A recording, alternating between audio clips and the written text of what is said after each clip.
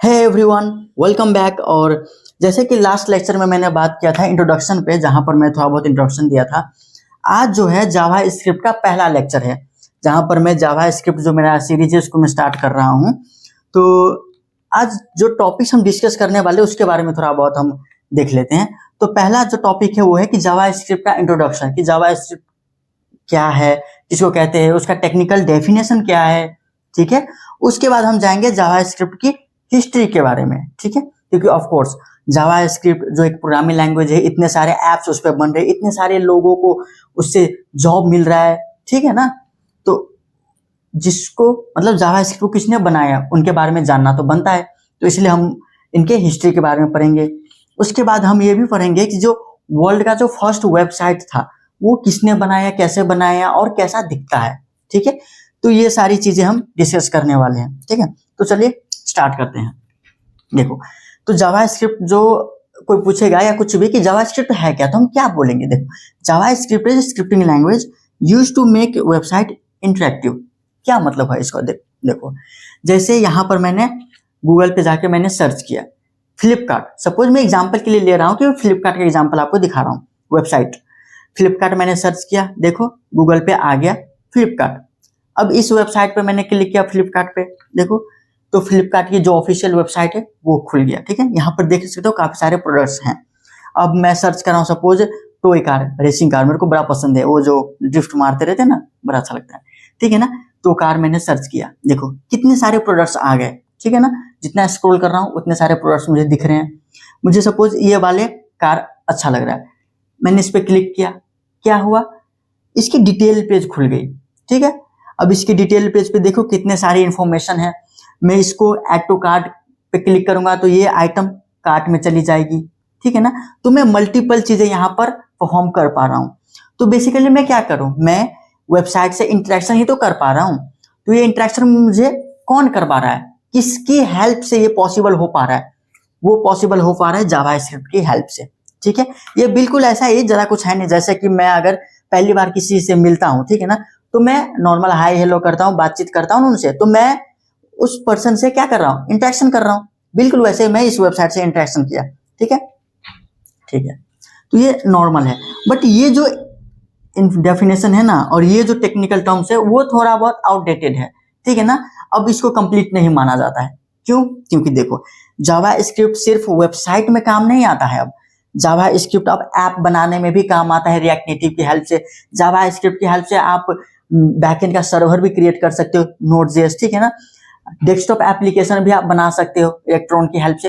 तो ऐसे बहुत सारी चीजें आप जावा स्क्रिप्ट की हेल्प से कर सकते हो। ठीक है ना, इसी वजह से ये डेफिनेशन कंप्लीट नहीं है। कंप्लीट डेफिनेशन ये है, वो डेफिनेशन है क्या, एक बार चलो रीड कर लेते हैं।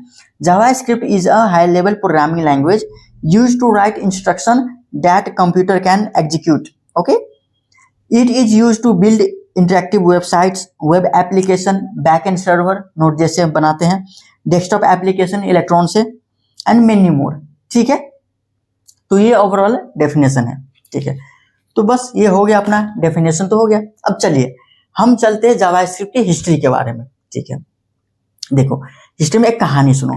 कहानी क्या है, आज से लगभग 31 साल पहले की बात है। ठीक है ना, देखो नेटस्कैप, जब इंटरनेट पहली बार आया था उस टाइम में ना, नेटस्कैप नाम की कंपनी थी, बहुत बड़ी सॉफ्टवेयर कंपनी थी, बहुत फेमस थी, बहुत चल रही थी उस टाइम।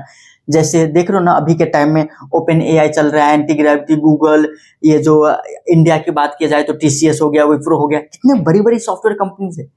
तो बिल्कुल वैसे ही नेटस्कैप था ना, वो उस टाइम की बहुत ही बड़ी सॉफ्टवेयर कंपनी थी। उसने एक ब्राउजर बनाया था, नेटस्कैप नेविगेटर नाम से एक ब्राउजर उन्होंने बनाया था। ठीक है, तो ब्राउजर जैसे क्रोम ब्राउजर है ना, आप कुछ भी सर्च करते हो, कहां पर सर्च करते हो, क्रोम ब्राउजर पे जाते हो, वहां पर सर्च कर लेते हो, है ना, या सफारी पे जाते हो। तो बिल्कुल ऐसे ही नेटस्कैप एक ब्राउजर उसने बनाया था। बट उसमें दिक्कत क्या थी ना, कि जैसे आप न्यूज़पेपर मान लो, न्यूज़पेपर आप पढ़ोगे, स्टैटिक है, उसमें कुछ भी चेंज नहीं हो सकता ना, उस पर कुछ क्लिक करोगे तो कुछ और होगा, है ना, स्टैटिक था। बिल्कुल वैसे ही इस नेटस्कैप ब्राउजर पे ना जो वेबसाइट खुलती थी वो बिल्कुल स्टैटिक थी। तो नेटस्कैप कंपनी वाले सोचे कि क्यों ना इसको डायनेमिक किया जाए, इसको इंटरेक्टिव किया जाए, ताकि यूजर बटन पे क्लिक कर सके, पॉपअप आ सके, अलर्ट आ सके। ठीक है ना, तो वो इंटरेक्टिव बनाना चाहे। तो उसके लिए क्या किया उन्होंने, अपने जो सॉफ्टवेयर में के जो बनाते टीम मेंबर्स थे, डेवलपर्स थे, उनको टास्क दिया कि भाई देखो हमें जो अपनी ब्राउजर है उसको इंटरेक्टिव बनाना है, ठीक, ताकि यूजर उससे इंटरेक्ट कर पाए। तो इसलिए क्या किया, टास्क दिया। तो जो ये देखो ब्रैंडन इच, ये जो एक डेवलपर है, ठीक है ना, उस कंपनी में काम कर रहे थे, ठीक है ना, बहुत ही अच्छे, मतलब सोचो कितना ब्रिलियंट इंसान होंगे वो, जिन्होंने बस 10 दिन में इन्होंने जावास्क्रिप्ट कंप्लीट बना दिया। पहला वर्जन इन्होंने जावास्क्रिप्ट का बस 10 दिन में कंप्लीट कर लिया और इन्होंने रिलीज कर दिया। तो देखो नेक्स्ट, और जब इन्होंने ये रिलीज किया फिर क्या क्या, बेसिकली जो वेबसाइट है, स्टैटिक वेबसाइट थी पहले, ठीक है ना, उसमें एक प्रोग्रामिंग लैंग्वेज चाहिए था जो उस स्टैटिक वेबसाइट में हम डालेंगे, फिर वो डायनामिक हो जाएगा। फिर देखे थे हमने जैसे वो ऑपरेशन परफॉर्म कर रहा था वैसे करने लगेगा, इंटरेक्टिव हो जाएगा, ठीक है ना। तो उन्होंने कर दिखाया और हो गया इंटरेक्टिव, और उसी के बदौलत देखो आज ये सारे वेबसाइट इंटरेक्टिव हो गए। और उसके साथ साथ देखो कितने सारे एप्स सॉफ्टवेयर बनने लगे जावास्क्रिप्ट के ऊपर, कितने सारे पर्सन्स को एम्प्लॉयमेंट, मतलब कितने घर चलता है सभी का, ठीक है, बस ये कितने ब्रिलियंट इंसान हैं इनकी वजह से, ठीक है। तो ये हो गया अपना जावास्क्रिप्ट का बेसिक इंट्रोडक्शन। अब एक चीज बता दो जो बहुत इंटरेस्टिंग है, जो जावास्क्रिप्ट है ना, इनका नाम पहले जावास्क्रिप्ट था ही नहीं। जब ये बना तो इसका नाम पहले रखा था मोचा, ठीक है, MOCHA, मोचा, ठीक है। उसके बाद इसका नाम फिर से चेंज करके रखा गया लाइव स्क्रिप्ट, ठीक है। और जब उसके बाद फिर से इसका नाम चेंज हुआ और फाइनली इसका नाम हुआ जावास्क्रिप्ट, ठीक है। अब जावास्क्रिप्ट नाम क्यों उस टाइम रखा है, क्योंकि जावा ना उस टाइम बहुत फेमस था, प्रोग्रामिंग लैंग्वेज नया नया आया था तो बहुत फेमस था, तो उसी का जावा और स्क्रिप्ट मिला के जावास्क्रिप्ट, ताकि और ये फेमस, जल्दी फेमस हो जाए, ठीक है ना।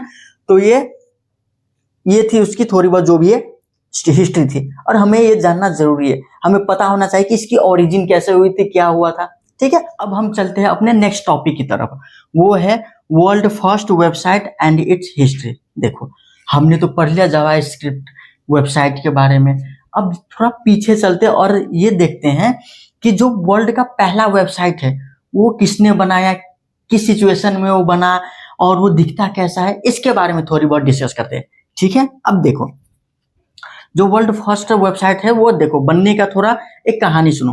कहानी ऐसा था कि देखो जब वर्ल्ड वॉर 2 1945 में खत्म हुआ था ना, उसके बाद क्या था कि जितने भी वर्ल्ड के बड़े बड़े देश थे वो सब ने एक आपस में कंपीट कर रहे थे, कंपटीशन कर रहे थे कि इस दुनिया के सबसे बड़ा और सबसे पावरफुल देश कौन होंगे, ठीक है ना।